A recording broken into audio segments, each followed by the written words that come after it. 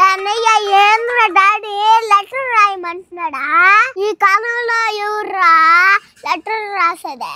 Letter రాయాలి పాపా, లేకపోతే డాడీ కొడతాడా? నాకు తెలుసురా, నువ్వే చెప్పు లెటర్ రాసేదే. నాకు తెలియదు మే. లెటర్ రాద్దామబ్బా.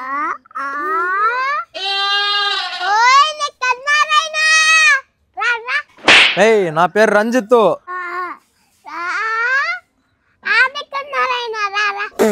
ఏందే నీ బాధ?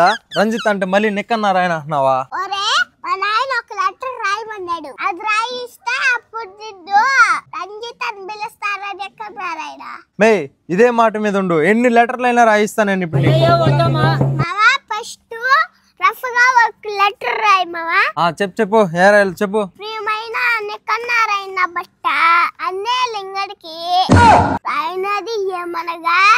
మే ఏంది మే ఇదే? ఒరే ఏ లెటర్ అయినా రాస్తామన్నావు కదరా నిక్కన్నారాయణ బట్ట, అది రంజిత్ అని పిలవాలంట.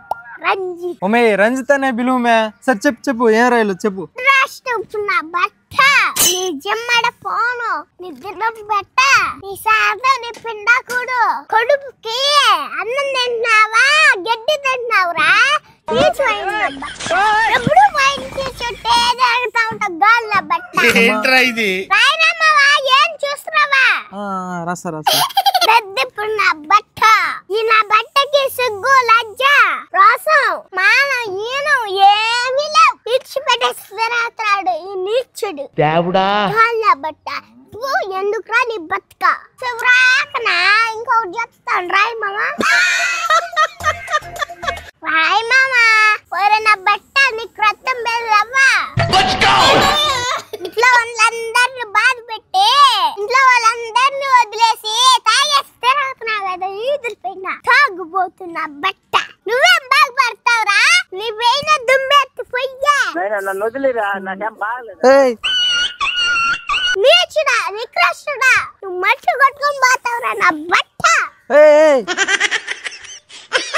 మే తల్లి నువ్వు సరే నీ లెటర్ సరే, నువ్వు నిక్కర్ నారాయణ పదే పదే పిలు గమ్మనుంటా సరేనా?